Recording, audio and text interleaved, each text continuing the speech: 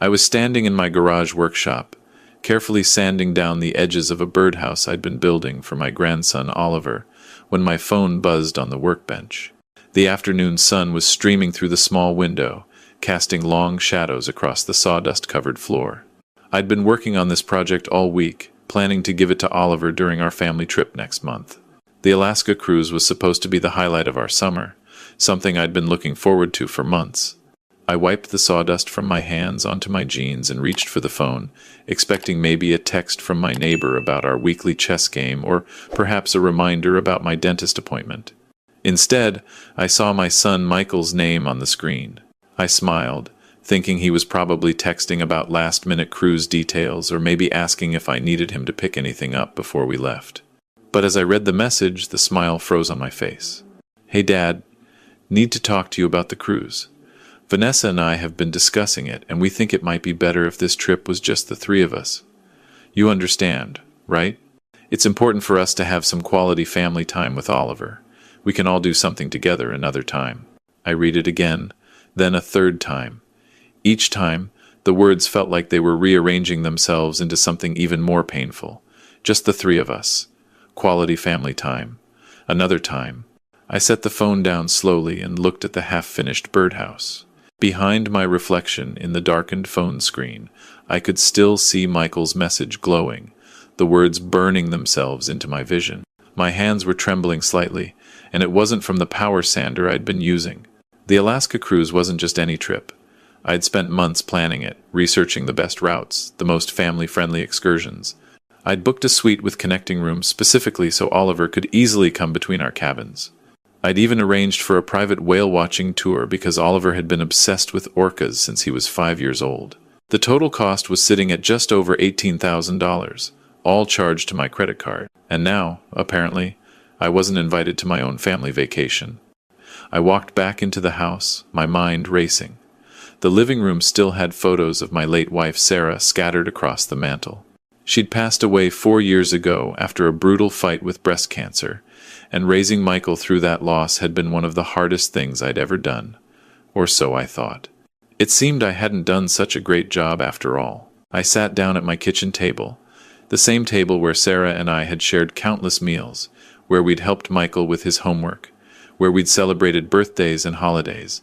My coffee mug was sitting there from this morning, and I picked it up, even though the coffee inside had long gone cold.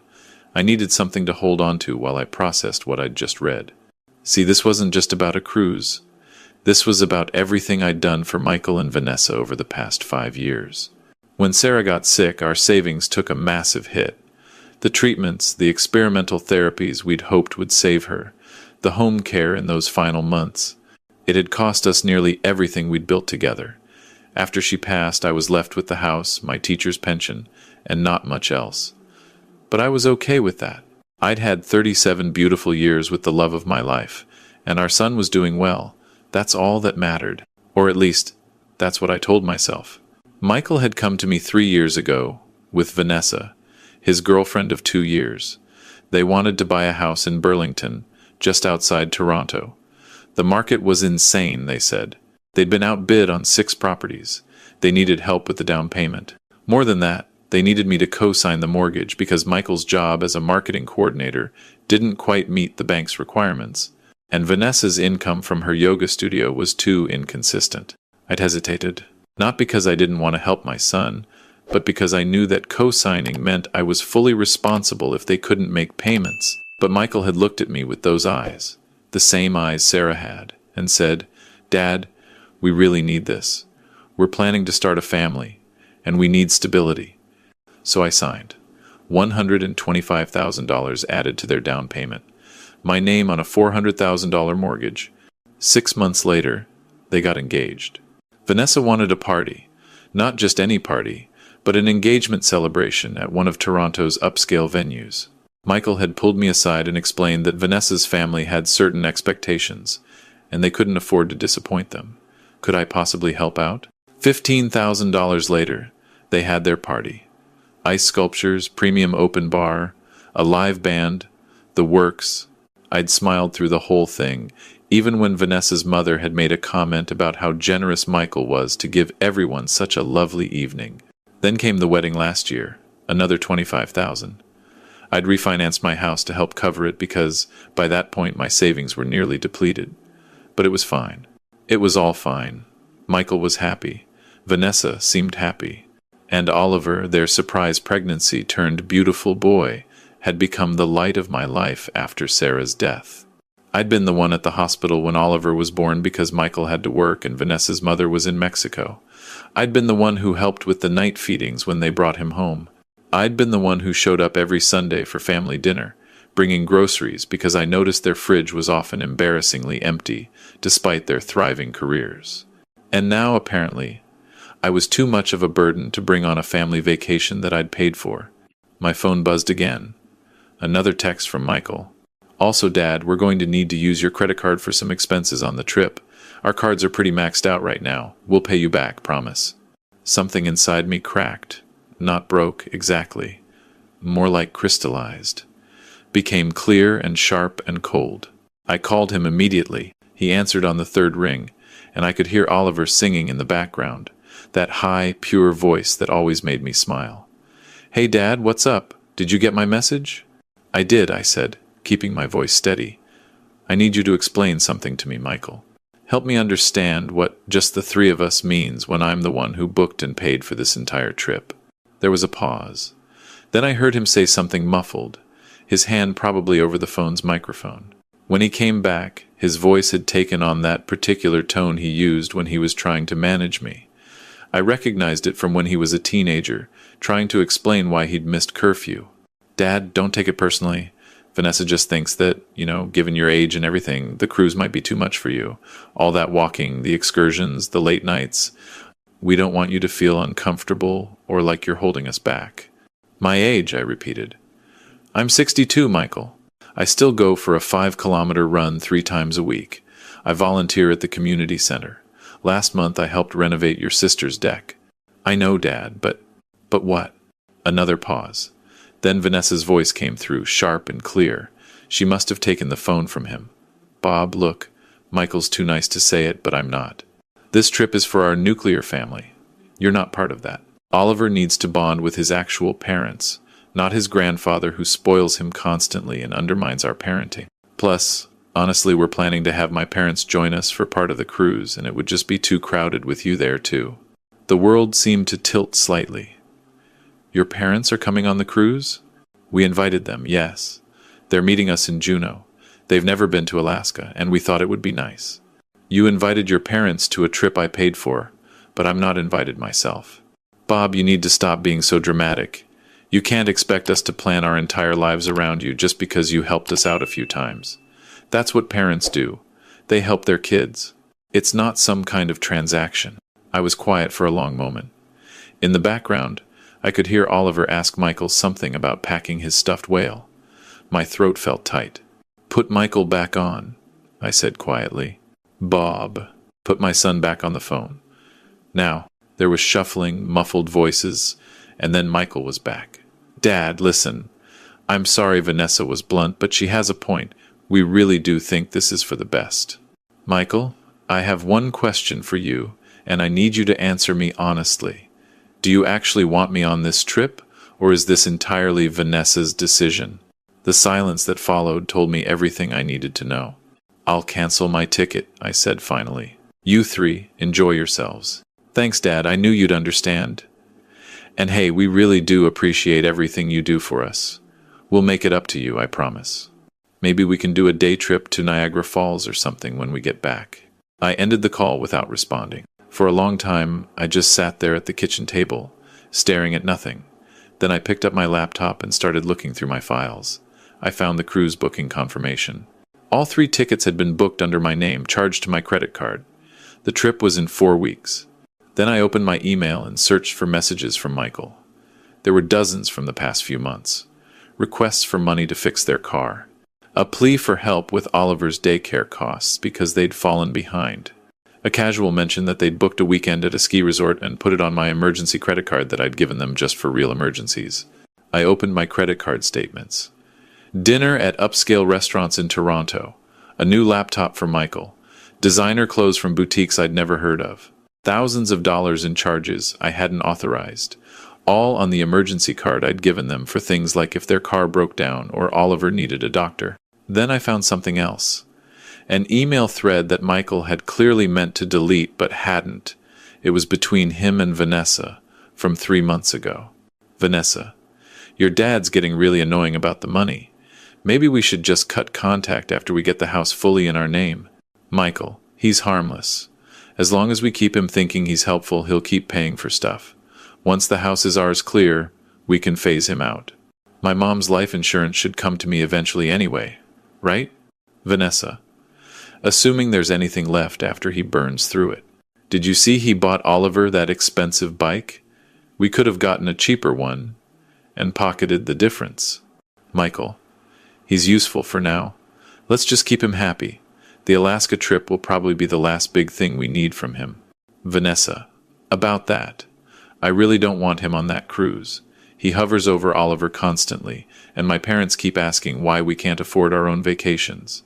It's embarrassing. Michael, I'll handle it. I'll tell him something about it being too strenuous for him at his age. He'll buy it. He always does.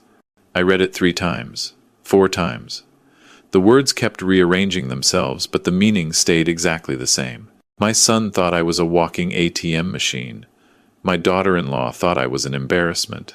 And together, they'd been planning to phase me out of Oliver's life as soon as they'd squeezed enough money out of me. I stood up from the table and walked to the window. Outside, my neighbors were setting up for a barbecue. Kids were riding bikes down the street. The world was carrying on like normal, like my entire relationship with my son hadn't just been revealed as a complete fraud. I thought about Sarah. What would she say if she could see this? Would she be as blindsided as I was, or had she seen something in Michael that I'd missed? We'd raised him to be kind, generous, thoughtful. We'd taught him the value of family, of loyalty, of gratitude. Apparently, we'd failed. Or maybe we'd succeeded too well at teaching him that family would always be there for him no matter what. That parents were an infinite resource. That their love was unconditional, so there was no need to ever earn it or maintain it. I went back to my laptop. My hands were steady now. The shock had burned away, leaving something cold and clear and focused. First, I logged into my credit card account. The emergency card I'd given Michael and Vanessa had a balance of over $32,000. I canceled it immediately. The automated system asked if I was sure. I clicked yes, without hesitation. Then I called the cruise line. The representative was cheerful and helpful. I explained that I needed to cancel all 3 tickets for the Alaska cruise. There would be a cancellation fee, she explained, since we were within 6 weeks of departure. About $4,000. That's fine, I said. Cancel them all. All 3? Even for the family members? Especially for the family members. I'm the one who booked them.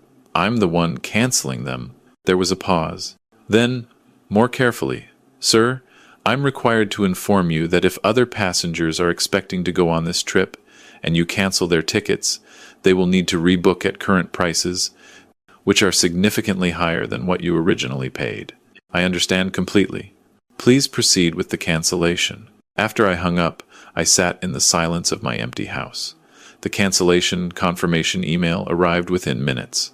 I forwarded it to Michael without any message. Then I called my bank. Hello, Mr. Anderson.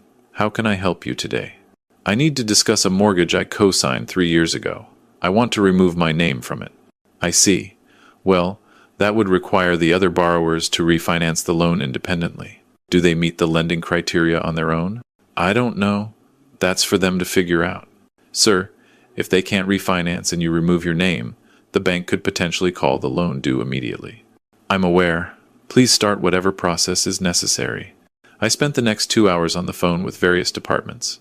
By the end of it, Michael and Vanessa had 30 days to either refinance the mortgage without me or sell the house. If they couldn't do either, the bank would begin foreclosure proceedings. It was just after 6 in the evening when my phone started ringing. Michael's name flashed on the screen. I let it go to voicemail. He called again. Voicemail. Again. Voicemail. Then came the texts. Dad, what the hell? The cruise got canceled? Did you do this? You can't just cancel our vacation. Call me back now. Then Vanessa. This is unbelievable. You're acting like a child. We have Oliver to think about. He was so excited for this trip. I turned my phone face down on the table and went back to my garage.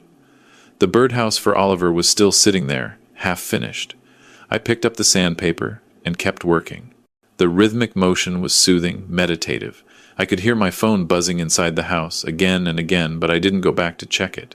When the birdhouse was finally smooth, every edge perfect, I carried it inside and set it on the kitchen counter. Then I checked my phone. 43 missed calls. 67 text messages. I read through them all. They followed a predictable pattern: anger, accusations, attempts at manipulation, playing the Oliver card, Vanessa threatening to cut off contact, Michael saying I'd misunderstood everything, that the email was taken out of context, that they were joking. The most recent message was from Michael. Fine. If this is how you want to be, we're done. Don't expect to see Oliver anymore. You brought this on yourself. I stared at that message for a long time.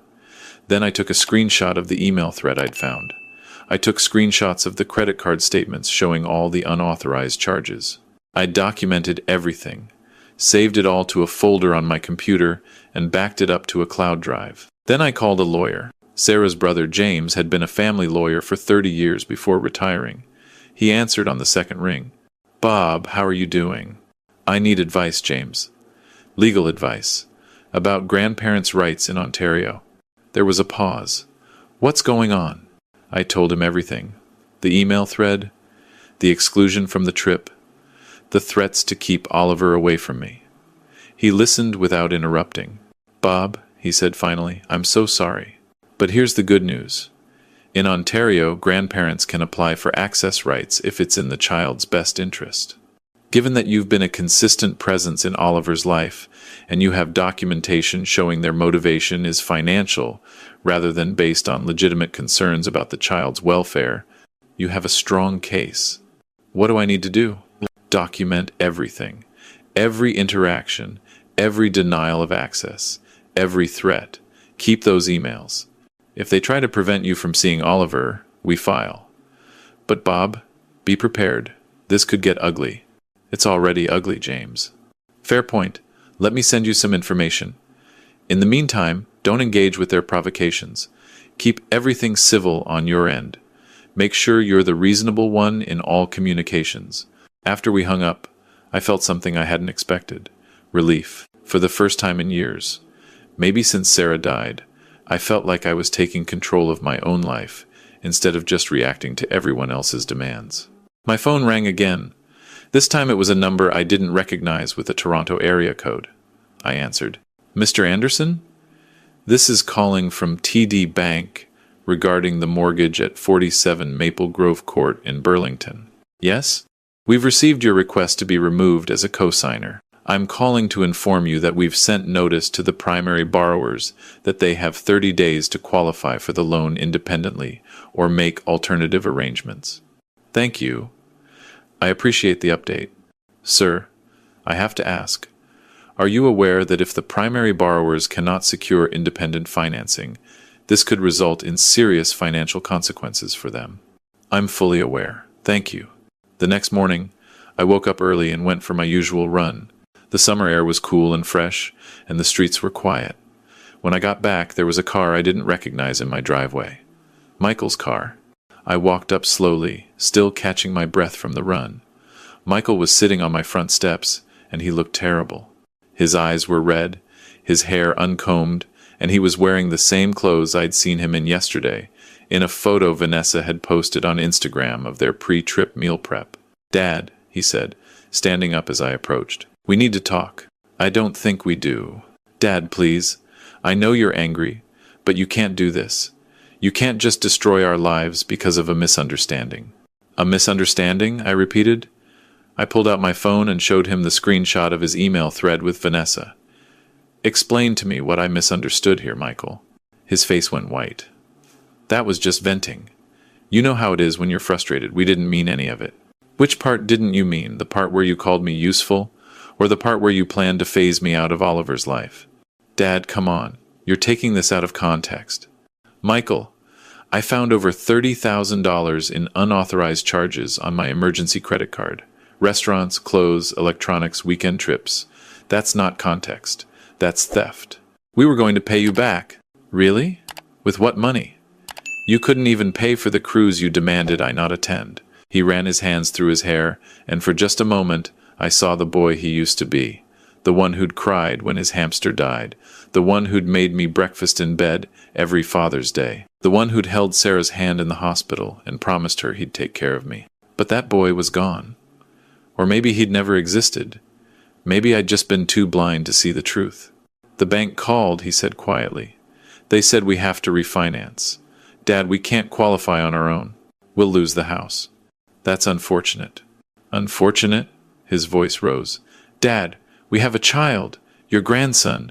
Where are we supposed to live? Perhaps you could ask Vanessa's parents. The ones you invited on my cruise. That email was her idea. I told her we shouldn't say those things, but she was angry because you kept trying to interfere with how we parent Oliver. I gave him a bicycle for his birthday, Michael. That's not interference. That's being a grandfather. You gave him a $1,200 bicycle. Do you know how that makes us look? Like we can't provide for our own son? Can you provide for your own son? The question hung in the air between us. Michael's face flushed red. You're supposed to be on our side, he said finally. You're supposed to help us. That's what parents do. Is it? Because what I thought parents did was raise their children to be independent, grateful, kind human beings. I thought I taught you about integrity and respect. But, clearly, I failed at that. So what? You're just going to let us lose our house? Let Oliver lose his home? No, Michael. You're going to let Oliver lose his home. You and Vanessa made that choice when you decided I was just a resource to be exploited, when you took advantage of my grief over losing your mother, when you excluded me from a vacation I paid for, and then had the audacity to ask for more money. He stared at me for a long moment, then he laughed, but it was bitter. You know what? Fine. Vanessa was right about you. You're a selfish old man who wants to control everyone around him. You couldn't control Mom when she got sick, so now you're trying to control us. I felt that hit like a physical blow, but I kept my voice steady. Get off my property, Michael. With pleasure. Don't expect to ever see Oliver again. We'll tell him his grandfather died. It'll be easier than explaining that you chose money over family. He turned and walked to his car, got in, and drove away. I stood in my driveway for a long time after he left, feeling hollowed out, but I also felt free. The next few weeks were difficult. I hired James to handle the legal aspects of securing visitation rights with Oliver. Michael and Vanessa contested it, of course, claiming I was unstable and had threatened them. But I had documentation. The emails, the credit card statements, the cruise cancellation. Everything was time-stamped, dated, saved. James was optimistic. They're digging their own grave, he told me. Their lawyer is advising them to settle, but Vanessa is refusing. She wants to go to court. Let her, I said. Meanwhile, the bank had given them an extension, but it was clear they weren't going to be able to refinance. Michael's Instagram posts became increasingly desperate. Subtle at first, then more overt. Posts about how hard it was to be a young parent without family support. Posts about unexpected financial hardship. Posts with Oliver, clearly designed to tug at heartstrings, with captions like, "We do our best for this little guy, no matter what obstacles we face." I didn't respond to any of it. I kept my head down, focused on my routines. Running, woodworking, volunteering at the community center. I'd started teaching a workshop on basic carpentry for teenagers, and it turned out I loved it. The kids were enthusiastic, grateful, and none of them asked me for money. Then, 6 weeks after I'd canceled the cruise, my doorbell rang. It was early evening, and I'd just finished dinner. I opened the door to find Oliver standing there with a small backpack, tears streaming down his face. Behind him, Michael looked haggard.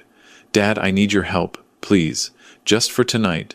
Vanessa and I need to talk, and we can't do it with Oliver there. Can he stay with you?" I looked at my grandson, at the fear and confusion in his eyes, and I stepped aside. "Come in, Oliver." Michael practically shoved the bag at me and left without another word. I watched him drive away, then closed the door and looked down at Oliver. "How about some hot chocolate?" I asked. He nodded, wiping his nose. We sat at the kitchen table. The same table where I'd read those devastating messages, and Oliver told me everything in the way 9-year-olds do, jumping between topics, circling back, contradicting himself. His parents fought constantly now. About money, about the house, about whose fault it was. They'd had to put the house up for sale. They'd moved in with Vanessa's parents temporarily. But Vanessa's mom and dad fought with Vanessa, and everyone was angry all the time. Michael had lost his job. Vanessa's yoga studio was failing. Everything was falling apart. And Oliver, young as he was, somehow understood that it had something to do with me, with something I'd done. "Grandpa," he asked finally, his hot chocolate forgotten, "are you mad at Dad?" I thought about how to answer that. The truth was complicated. Was I mad? Yes. But more than that, I was heartbroken, disappointed, grieving the relationship I'd thought we had. "Your dad and I disagree about some grown-up things," I said finally. "But I want you to know something really important, Oliver. None of this is your fault. None of it. Do you understand me?" He nodded, but I could see he didn't entirely believe it. "And I want you to know something else. I love you very much. No matter what happens between me and your parents, that will never change. You are my grandson, and you always will be." That night, Oliver slept in the guest room, where he'd stayed dozens of times before. I'd kept it exactly the way it was, with his stuffed animals arranged on the bed and his favorite books on the shelf.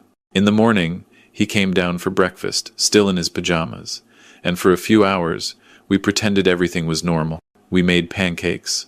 We built a Lego spaceship. We watched cartoons. And when Michael came to pick him up around noon, Oliver didn't want to go. "Can I stay another night, Grandpa?" Michael's jaw tightened. "We talked about this, Oliver. We're staying at Grandma and Grandpa's house now. It's going to be fun. But I like it here." "Oliver, car, now." I walked them to the door. Before Oliver left, he turned back and gave me a fierce hug. "I love you, Grandpa," he whispered. "I love you too, buddy. So much." Michael didn't say a word to me. He just led Oliver to the car and drove away. That was the last time I saw Oliver for 2 months. Despite the court order granting me visitation rights every other weekend, Michael and Vanessa found reasons I couldn't see him. Oliver was sick. They had plans. Vanessa's family had invited them somewhere. The excuses piled up. Each time, James filed a report with the court, building our case. In the meantime, the house sold. Not for what they'd hoped, but enough to pay off the mortgage and leave them with a small amount left over. They moved into a rental apartment in a less expensive neighborhood. Michael got a new job, something in sales. Vanessa closed her yoga studio. And I started living my own life. I booked a trip, not to Alaska, but to the Maritimes. I'd always wanted to see the East Coast, and I joined a tour group for solo travelers over 50. We spent 2 weeks exploring Nova Scotia and Newfoundland, hiking coastal trails, eating fresh seafood, visiting small towns where everyone knew each other's names. I met people, made friends. For the first time since Sarah died, I felt like myself again. Not just someone's father or someone's ATM, but Bob Anderson, a person with interests and value beyond what I could provide to others. When I got back, there was a letter waiting from the court. A hearing date had been set for the visitation dispute. Michael and Vanessa had continued to deny me access to Oliver, and the judge wanted to address it directly. The day of the hearing, I wore my best suit. James had prepared everything meticulously. We had documents, statements, evidence of every denied visit, every excuse, every empty promise. Michael and Vanessa sat on the other side of the courtroom with their lawyer. Vanessa looked defiant. Michael just looked tired. The judge, an older woman with sharp eyes and a no-nonsense demeanor, reviewed everything. Then she called Oliver into her chambers alone. He was in there for 20 minutes. When they came back, the judge's expression was stern. "Mr. and Mrs. Fletcher," she said, addressing Michael and Vanessa, "I've heard from Oliver about his relationship with his grandfather. He spoke very highly of Mr. Anderson. He expressed confusion about why he hasn't been able to visit, and frankly, after reviewing the evidence presented today, so am I." She flipped through the papers in front of her. "You've systematically denied court-ordered visitation. Your excuses are documented and, frankly, transparent. What I see here is not a concerned parent protecting a child, but rather two adults using a child as leverage in what is essentially a financial dispute. Vanessa started to speak, but the judge held up her hand. I'm not finished. Mr. Anderson has demonstrated years of consistent, loving involvement in Oliver's life. He has provided for this family financially, yes, but more importantly, he has been present. Every school event, every birthday, every Sunday dinner. The evidence shows that Oliver actively asks to see his grandfather and is distressed by your refusals. The judge looked at me then. Mr. Anderson, I'm granting you every other weekend visitation plus one weeknight evening per week. These visits are non-negotiable. Mr. and Mrs. Fletcher, if you violate this order again, you'll be held in contempt, which can include fines and potential jail time. Do I make myself clear? Michael nodded. Vanessa's face was red. Furthermore, the judge continued, I'm ordering family therapy, all of you, including Oliver. This child should not be caught in the middle of adult conflicts. As we left the courthouse, Michael caught up with me in the parking lot. Dad, he said, can we talk, please? I stopped, turned to face him. I'm sorry, he said, and his voice cracked. I'm so sorry. You were right. About all of it. Vanessa and we got caught up in wanting things and keeping up with her friends, and we took advantage of your grief, of your generosity, of everything. And I can't take it back, but I want you to know I see it now. I looked at my son, really looked at him. He'd lost weight. There were dark circles under his eyes. He looked older than his 35 years. What about Vanessa? I asked. She's not there yet. Maybe she never will be. But me, Dad, I know I messed up. I know I hurt you, and I know I don't deserve it, but I'm asking anyway. Can we try again? Not the money stuff. I'm not asking for that. Just, can you forgive me? Can we figure out how to be father and son again? I thought about Sarah, about the values we'd tried to instill in Michael, about second chances and forgiveness, and whether some things could be repaired. I don't know, I said honestly. You didn't just hurt me, Michael. You betrayed me. You made me feel like I was nothing more than a wallet with a heartbeat. That's not something I can just get over. I know. But for Oliver's sake, I'm willing to try to be civil. I'm willing to show up for visitation and not make it harder for him than it has to be. Beyond that, you're going to have to earn back my trust. And that could take years. It might never happen fully. He nodded, tears in his eyes. That's more than I deserve. Thank you. I drove home alone, feeling strangely empty. The victory felt hollow. I'd won the legal battle, secured time with Oliver, but my relationship with my son was still broken, maybe irreparably. But as I pulled into my driveway, I realized something. I was okay. Not happy, maybe. Not healed, certainly. But okay. I wasn't the person I'd been 6 months ago, when I'd stood in my garage reading that text message about being excluded from the cruise. That man had been lost in grief, desperate to be needed, willing to be used if it meant feeling connected to someone. This man, the one sitting in the driveway of his paid-off house, with no debt and a future full of possibilities, was different, stronger, clearer about his boundaries and his worth. That weekend, Oliver came for his first official visitation. We finished the birdhouse together, painted it blue and white like a miniature house. We hung it in the backyard where we could see it from the kitchen window. Do you think birds will come? Oliver asked. I think so. We just have to be patient. Grandpa, he said as we stood there watching the birdhouse sway slightly in the breeze, I'm glad I get to come here again. Metu, buddy. Metu. Later that night, after Oliver had gone to bed, I sat in my living room with a cup of tea and looked at the photos of Sarah on the mantel. I imagined what she would say about everything that had happened. I thought she'd be disappointed in Michael, of course, but I also thought she'd be proud of me for finally standing up for myself, for recognizing that love shouldn't mean letting yourself be destroyed. The next morning I started planning my next trip.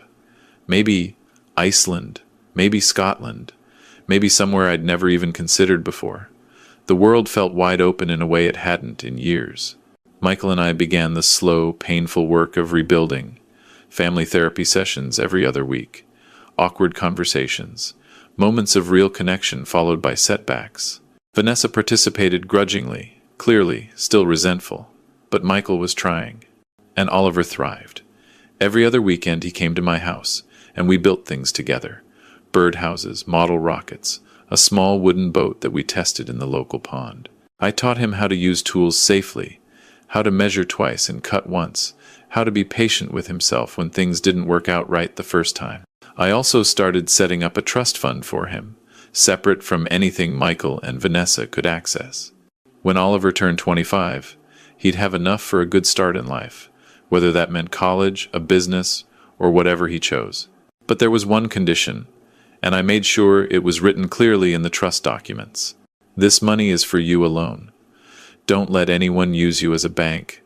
Don't confuse love with financial support. Know your worth beyond what you can provide to others. 3 months after the court hearing, I got a call from Michael. His voice was shaking. Dad, I need to tell you something. Vanessa and I are separating. I wasn't entirely surprised. I'd seen the tension between them at the therapy sessions, the way she blamed him for everything, the way he'd started to push back. I'm sorry, Michael. Don't be. It's been over for a while. We were just holding on because of Oliver, and because neither of us wanted to admit we'd failed. But staying together is worse for him than splitting up. We can see that now. How is Oliver handling it? He's okay. Surprisingly okay, actually. I think he's relieved that we're not fighting constantly anymore. And Dad, I wanted to ask you something. Would you be willing to watch Oliver a few extra days a week while Vanessa and I figure out the custody arrangement? I know it's outside the court order, but... Yes, I said immediately. Of course. There was a pause. Then quietly, thank you for everything. For not giving up on me even when I gave you every reason to. You're my son, Michael. That hasn't changed. I love you, Dad. I love you too. It wasn't perfect. We still had hard conversations ahead of us. Vanessa was still bitter and blamed me for their financial troubles, conveniently forgetting the $32,000 in unauthorized charges. Michael was still figuring out how to be financially independent and what kind of father he wanted to be. But we were trying. And sometimes, that's all you can do.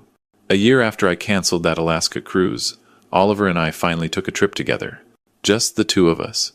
We went to Vancouver Island, took a whale-watching tour, hiked through rainforests, and stayed in a small cabin by the ocean. On our last night, we sat on the beach watching the sunset, and Oliver leaned against me. This is better than the cruise would have been, he said. Yeah? How do you know? Because you're here. And you're happy. You're different than you used to be, Grandpa. You smile more now, out of the mouths of babes. You know what, Oliver? You're absolutely right. I am happy. It took me a long time to figure out that I deserved to be. The waves rolled in, steady and sure, and above us an eagle circled lazily in the darkening sky. My grandson's hand found mine, small and warm and trusting. I'd lost a lot over the past year. Money, certainly. My relationship with my son, at least temporarily, the version of myself that needed to be needed, above all else. But I'd gained something infinitely more valuable. I'd gained myself back. I'd learned that setting boundaries wasn't selfish, that self-respect wasn't optional, and that sometimes the people who claim to love you are the ones who need to be loved from a distance. I'd learned that I didn't need to buy love or prove my worth through what I could provide. I was enough just as I was. Bob Anderson, retired teacher, grandfather, woodworker, traveler, man who knew his own value, and that, I'd come to understand, was worth more than any cruise, any house, any amount of money I could have spent trying to be someone I wasn't. The tide came in, washing away our footprints in the sand. And tomorrow, we'd make new ones.